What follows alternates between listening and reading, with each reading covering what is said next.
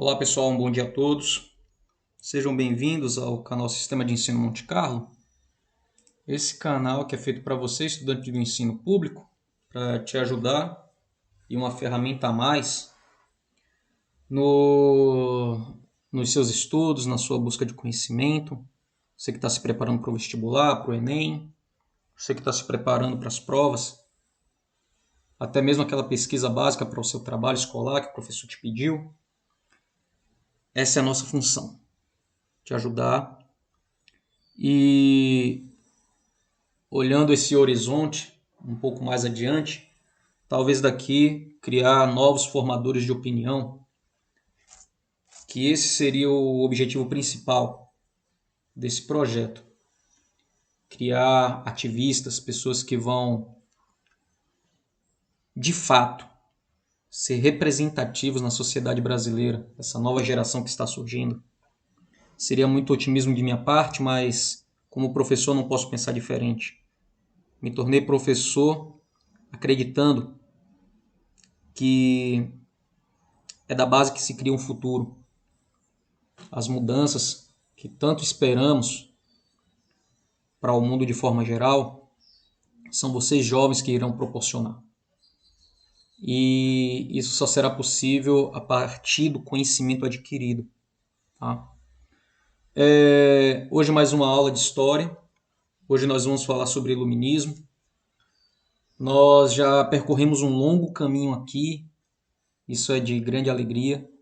Tá? Já passamos por pré-história, antiguidade, Idade Média, estamos na Idade Moderna. E na Idade Moderna falamos sobre as grandes navegações, o desenvolvimento científico e artístico. Já chegamos às revoluções industriais e já estamos às vésperas das revoluções sociais que vão ocorrer na Europa e que essas revoluções vão inspirar também, por exemplo, aqui na América, a independência dos Estados Unidos. E a base dessas revoluções é esse princípio iluminista. Nosso ponto de partida é: não confundam iluminismo com renascimento. O renascimento foi uma coisa completamente diferente, mas que o iluminismo vai beber da fonte dos renascentistas para fazer suas elaborações.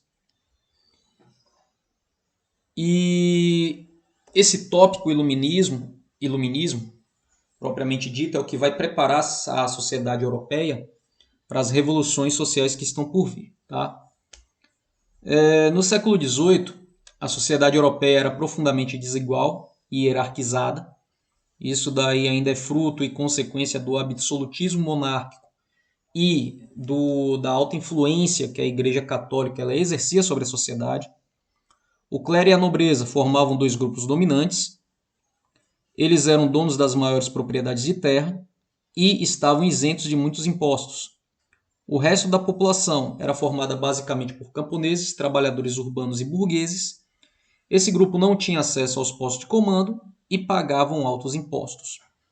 A base dessa pirâmide social, os trabalhadores, os camponeses, os burgueses, toda aquela estrutura social que estava do lado de fora dos muros do feudo, era quem sustentava todos os privilégios da nobreza e da igreja.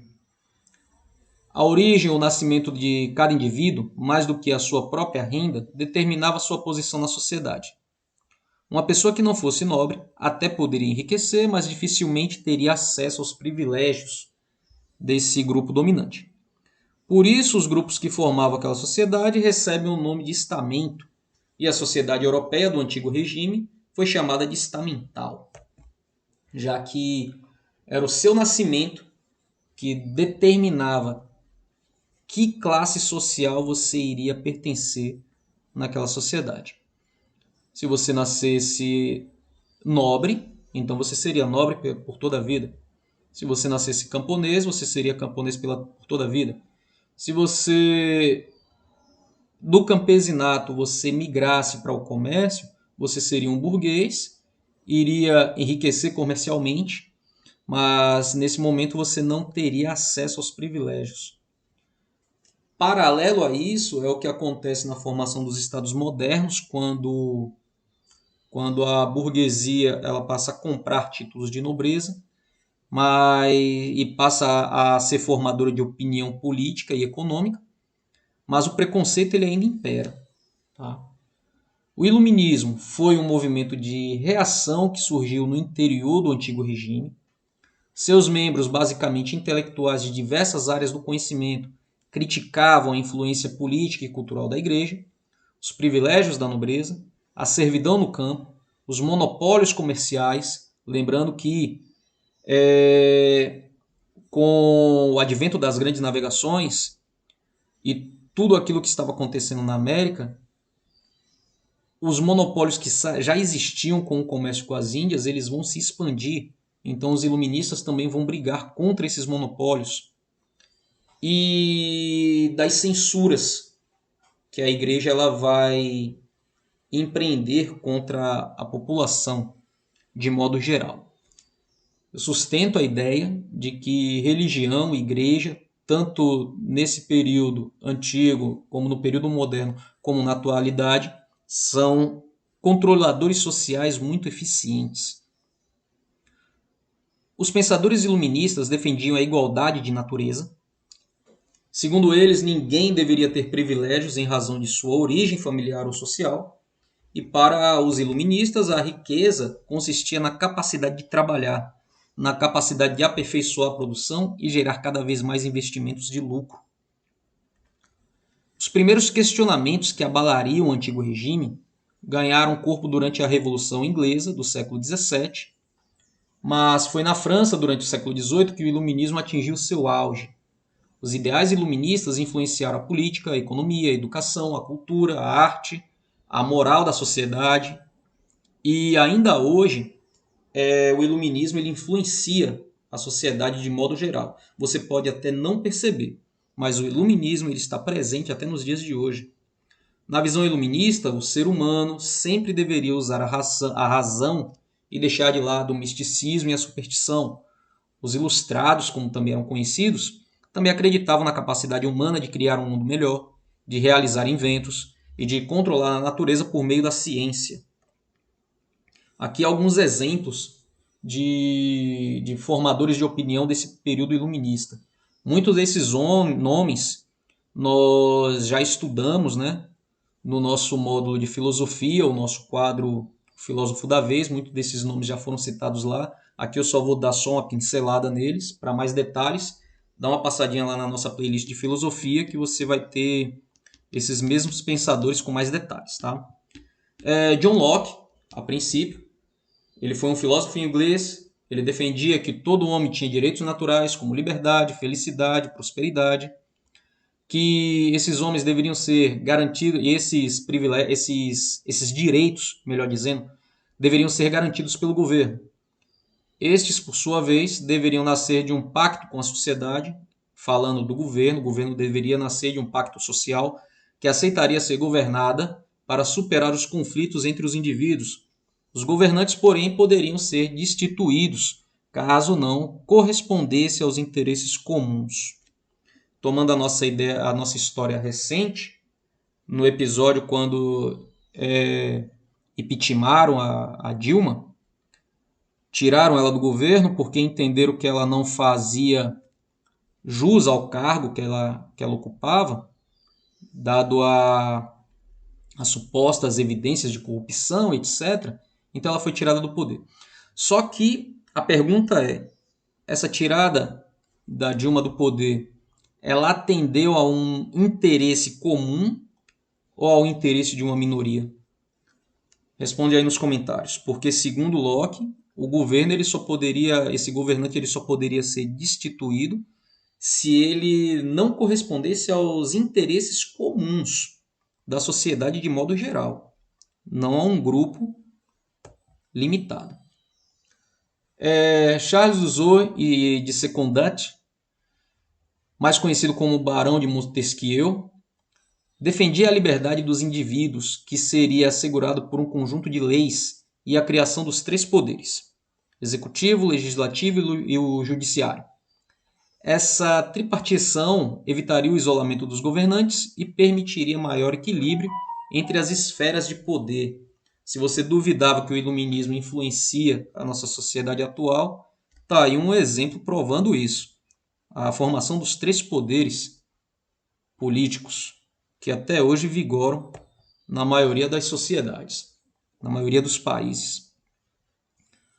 François-Marie Arouet, conhecido como Voltaire, filósofo francês, criticou em suas obras o absolutismo monárquico e a Igreja Católica principalmente. O autor defendeu a liberdade de expressão como meio de livrar o povo da superstição e da ignorância.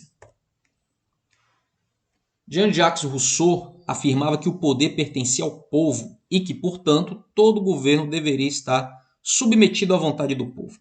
Para isso, as pessoas deveriam ser criadas com liberdade, e ele também acreditava que o homem naturalmente bom ele era desvirtuado pela sociedade. Aí mais um exemplo de que um direito conquistado pelo povo ele pode ser modificado pelo Estado para o seu próprio benefício. Por exemplo, o direito adquirido, o direito contestado de poder votar e escolher os seus governantes, no caso do Brasil. Um direito que foi transformado numa obrigação. E o povo, na maioria das vezes, não entende o poder do voto e não entende nem a lógica equacional na hora de se escolher um governante.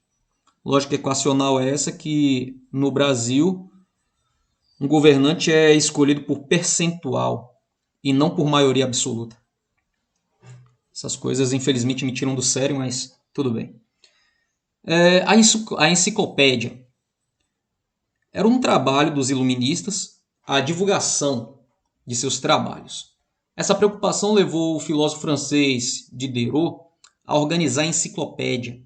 A enciclopédia foi produzida por diversos intelectuais, editores, resenhistas e ilustradores, e ela pretendia conter o resumo de todo o saber ocidental existente até aquele momento, expor avanços técnicos e científicos do século XVIII e reagir às interferências religiosas tratadas na obra como superstição. No mundo sem internet, quando não havia o Google, as enciclopédias eram as nossas fontes de pesquisa.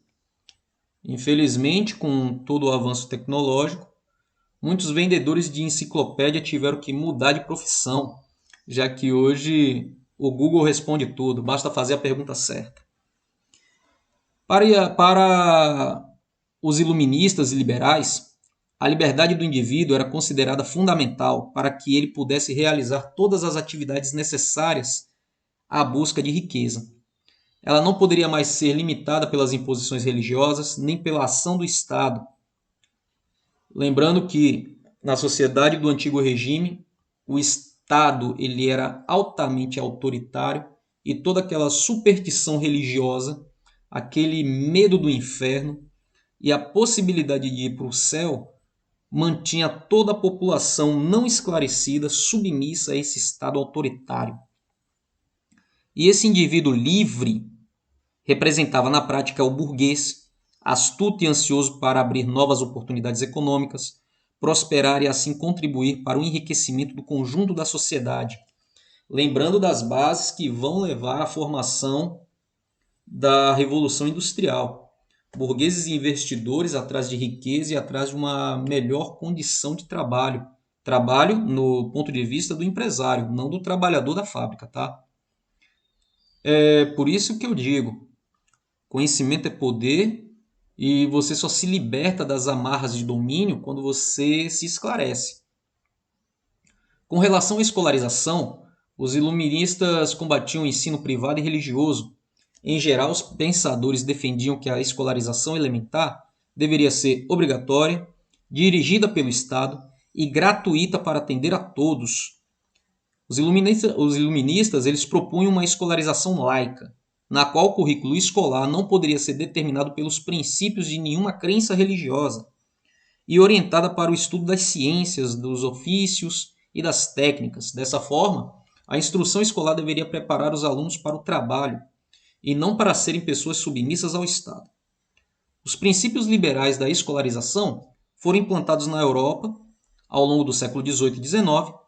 Apesar do iluminismo defender a extensão do ensino a todos os cidadãos, prevaleceu uma divisão entre uma escola voltada para o burguês e uma outra voltada para o povo, já que a difusão de conhecimento ela não deveria ser igualitária. Esse burguês que adquiriu o conhecimento, ele não iria passá-lo na sua totalidade, para não criar um concorrente para ele mesmo. Então, por isso essa divisão. No Brasil, o modelo liberal de escolarização foi progressivamente reafirmado pelas legislações republicanas do século XX, que estabeleceram o caráter laico e universal do ensino e a necessidade de preparar os jovens para o trabalho. Nós vamos entrar com mais detalhes sobre isso quando se instituir a República no Brasil e no período do Estado Novo, já com Getúlio Vargas. O liberalismo econômico, no campo da economia, melhor dizendo, destacou-se o pensador escocês Adam Smith. Em sua obra Investigação sobre a Natureza e as Causas da Riqueza das Nações, publicada em 1776, e que se tornou a base do pensamento econômico liberal, Smith criticou os fundamentos do mercantilismo, lembrando que era o mercantilismo, que era o acúmulo de metais preciosos nos cofres do monarca, e era aquilo ali que determinaria a força do Estado, o poder de compra e de financiamento. O liberalismo econômico defendia o fim da intervenção estatal na economia e dessa forma o mercado seria orientado pela lei de oferta e procura. Ao mesmo tempo, em lugar dos metais preciosos que o Estado mercantilista acumulava como símbolo de riqueza, o trabalho passava a ser visto pelos liberais como uma verdadeira fonte geradora de riqueza. A obra de Smith obteve sucesso rápido e suas ideias se difundiram facilmente entre a burguesia, que estava insatisfeita com a política econômica dos Estados modernos e defensora da liberdade do comércio e de produção. Claro, porque esse burguês ele tem dinheiro no bolso, querendo investir, ele está a fim de botar o dinheiro para trabalhar para ele. Ele não queria ver o seu dinheiro trancado dentro de um cofre de um rei monarca hostil e submisso a uma religião que não produzia nada para esse burguês. Nem todos os escritos iluministas eram tratados como filosóficos. Ao contrário, alguns dos principais pensadores recorreram a textos ficcionais para desenvolver e divulgar suas ideias. O que é isso, professor? A maioria desses pensadores, a maioria desses formadores de opinião do iluminismo, eles tinham criatividade e o dom da escrita. Eles não, na sua maioria, eles não eram acadêmicos e catedráticos, mas eles possuíam conhecimento. Possuíam conhecimento, possuíam eloquência, possuíam criatividade e assim eles faziam os seus livros de ficção. Por exemplo, Voltaire escreveu uma história de ficção chamada Cândido ou O Otimista, em que satirizava aqueles que acreditavam que as ações divinas eram favoráveis aos homens ou que havia uma ordem universal prévia, harmoniosa e regrada pela justiça de Deus. Ou seja, ele criticava aquela ideia que a igreja colocava na cabeça do camponês de que tudo acontecia porque Deus queria que fosse assim. Rousseau também recorreu à ficção para transmitir suas ideias no romance Emílio, ou da Educação, onde ele descreve as características da boa educação capaz de impedir uma criança de tornar-se um adulto mau. Aí é mais uma crítica à burguesia, à monarquia, porque mesmo nascendo nobre, mesmo chegando ao trono com o aval da igreja, esses monarcas eles eram hostis, né? Então, esse trabalho de Rousseau, ele mostra que uma criança bem educada seria um bom administrador, um bom estadista. Ele não precisaria ser nascido num berço de ouro, entre aspas. 3 anos depois, Rousseau publicou A Nova Heloísa, que trata do amor entre duas pessoas que percebem gradualmente a necessidade de assumir o controle da própria vida e de se guiar pela qualidade moral bem definida. Olha outra crítica aí ao Estado e à Igreja. A Igreja que pregava a moral incondicional, mas ela era tão corrupta quanto à própria sociedade em si. Grandes atrocidades aconteceram dentro das paredes dos conventos. Não é à toa que na Idade Média existiam os orfanatos. A maioria daquelas crianças eram filhos de padres que assediavam as freiras e os fiéis do sexo feminino. E esses filhos não poderiam ser assumidos socialmente, então era jogado no orfanato. Tá? Então já era uma crítica social que a sociedade ela não precisaria seguir aqueles dogmas e que ela poderia seguir a sua própria vida, bastando que tivesse adotado os princípios de moral e não unicamente é aquilo que se diz ultimamente, viver o que se prega de fato. A igreja pregava uma coisa, mas vivia outra completamente diferente. Inspirados pelas novas correntes de pensamentos liberais ilustradas, diversos monarcas europeus procuravam, na segunda metade do século XVIII, modernizar seus estados. Isso não significava maior liberdade e participação política do povo. O objetivo era promover reformas que tornassem a administração do reino mais eficiente e, ao mesmo tempo, preservar a ordem social e o absolutismo monárquico. Esses monarcas eles estavam adquirindo o conhecimento iluminista, mas eles não iriam promover as reformas. Tá? Eles queriam sim adquirir o conhecimento para reformular as ideias para manter a sociedade da forma que ela estava. Esses reis eles ficaram conhecidos como despótatas esclarecidos, e entre eles estão a rainha Catarina II da Rússia, o rei José I de Portugal, Frederico II da Prússia, José II da Áustria, Carlos III da Espanha. Tomando por exemplo Carlos III, ele buscou aproximar seu reino das transformações modernizadoras em curso em outras partes da Europa, como a França e a Inglaterra. Empenhou-se em estreitar o controle administrativo e fiscal sobre as suas colônias na América, e de forma que proporcionasse maiores lucros à metrópole. Observe, maiores lucros à metrópole, não à colônia. Isso aí já é assunto batido lá no período colonial. Com esse objetivo, expulsou os jesuítas da América Espanhola, instituiu novos impostos e novas divisões governamentais, como o vice-reino do Rio do Prata. Esperava assim criar condições para dinamizar a dependente economia metropolitana e manter a colônia cada vez mais presa e sem oportunidade de expansão, mas que ela fosse sempre submissa ao que o monarca queria, né? Turma, essa foi nossa videoaula de hoje. Espero que tenha sido rica e instrutiva para todos vocês. Dúvidas, deixa aí nos comentários. E não se esqueça de se inscrever no canal, não se esqueça de deixar o seu like, não se esqueça de compartilhar os nossos vídeos. Fiquem todos bem e até uma próxima.